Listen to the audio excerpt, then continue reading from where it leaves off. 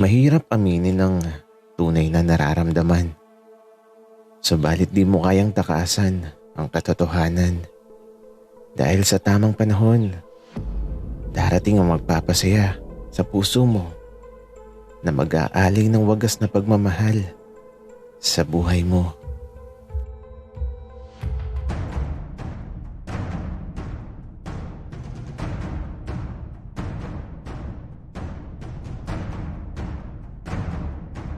Kaibigan, huwag mong kalimutan mag-subscribe sa aming channel at huwag din kalimutan i-click ang notification bell at subscribe button. Subscribe na!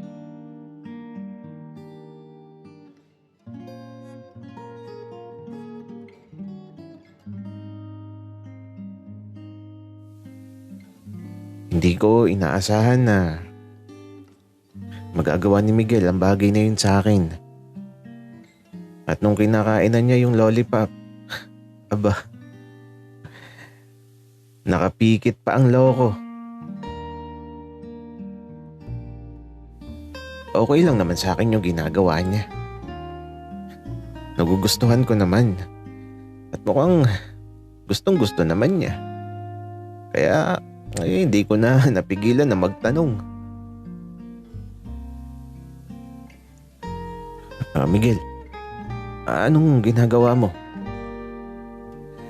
Wika ako tapos nagulat si Miguel na agad tumayo at iniwan ako sa silid ko.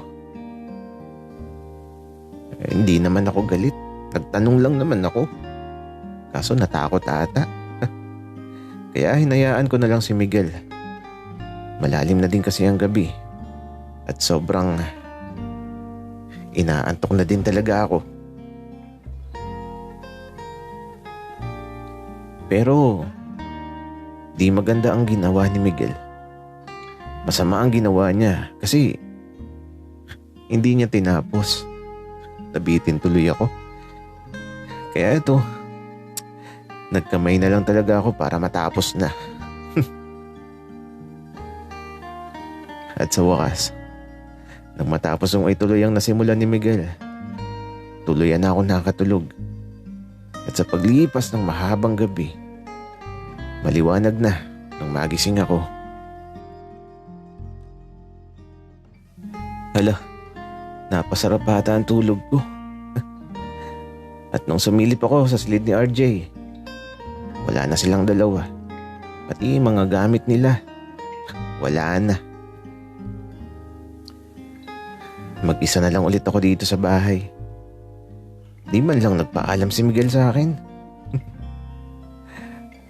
Papahalikin ko sana siya sa kabuti kung nagpaalam siya.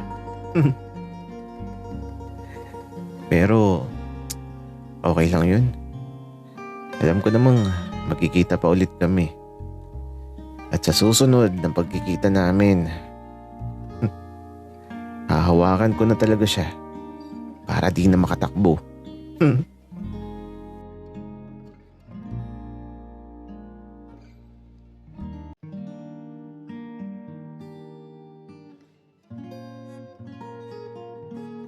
Bakit kaya ang tahimik ni Miguel? Tapos, nagmamadali siya kaninang madaling araw nung pauwi na kami. Di tuloy kami nakapagpaalam kay Tito Berto.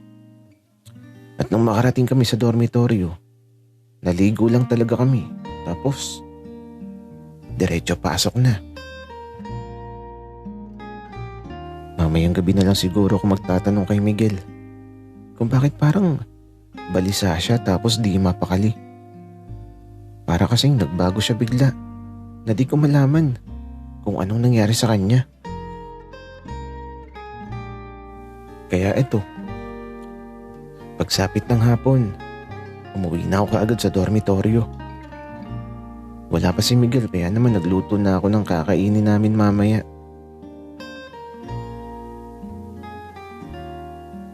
Sa totoo lang, di talaga ako magluluto. Mag-iinit lang talaga ako ng mga take-out ni Aling Yoli. 2 araw lang kaming nawala ni Miguel. Pero yung rep ni Aling Yoli, aba, punong-puno na naman. Matibay talaga si Aling Yoli. Di nauubusan ng diskarte. Oh, iho. Nandito ka na pala. Si Miguel, wala pa ba? Aling Yoli. Wala pa eh. Saan ang lakad mo? Bakit may eco bag ka na namang dala? Dyan lang. Kagawad. Inimbitahan ako dun sa birthday ng anak niya eh. Sayang naman kung di ako magdadala ng eco bag. Alam mo naman, mahal na ang mga bilihin ngayon. Mas mabuti na laging handa. Ganon po ba, Aling Yoli? Sige po. Galingan niyo po. Wika ako. Tapos eto. Natawa na lang kami pareho ni Aling Yoli. Nang makali si Aling Yoli, naiwan ako mag-isa dito sa dormitoryo. At si Miguel, eto na. Dumating na. Miguel, sakto. Tara na magapunan. 4 PM pa lang, RJ. Napakaaga pa. Miguel, kumain na tayo. Gutom na kasi ako. Samahan mo na ako tapos kumain na lang ulit tayo mamaya. Sige RJ, saglit lang. Magbibihis lang ako. Kaya naman, habang nagbibihis si Miguel, naghihintay na ako dito sa may lamesa. Tayo na siya. Nag-skincare pa ata. Oh, ano na naman yung nasa mukha mo, Miguel? Bakit ang puti? Eto ba, RJ? Cream lang to. Ang init kasi kanina. Parang natuyot yung mukha ko eh. Miguel, alam mo, kung di talaga kita kilala, iisipin ko talaga na bakla ka. Kasi naman, ikaw lang yung nakilala kong ganyan sa buong buhay ko. Baka naman ikaw ang bakla, RJ. Hala, bakit naging ako, Miguel? Pero alam mo, okay lang naman sa akin kung maging bakla ka na lang. Tapos, kaibiganin mo yung mga magaganda sa school. Tapos, dalahin mo dito sa dormitoryo. At ipakilala mo sa akin. RJ, ang sama nang iniisip mo. Kumain na nga lang tayo. Biro lang, Miguel. Hindi ka na mabiro eh. Pero, kamusta ba kayo ni Tito Berto? Kayo kasi ang laging magkasama nung umuwi tayo.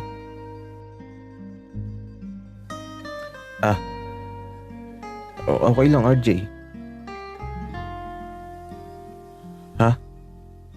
Paano okay, Miguel?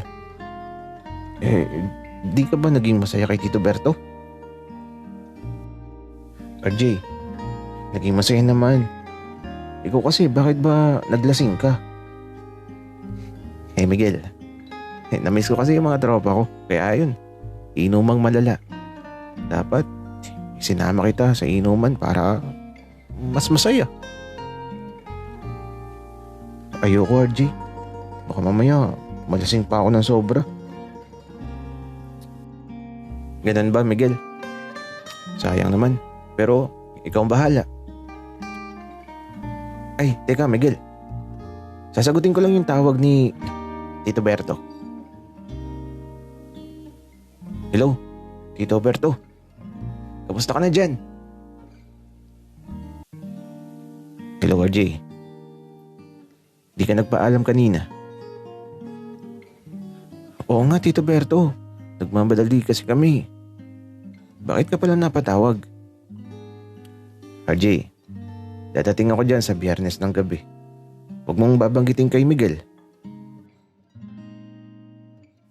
Sige, Tito Berto. At ito, natapos na ang tawag. At sa Miguel naman, agad na nagtanong. RJ, bakit tumawag sa'yo? Wala naman. Wika ako. Kasi sabi ni Tito Berto, huwag sasabihin eh. Pero nagtataka ako. Bakit kailangang di malaman ni Miguel? Naku, bakit kaya?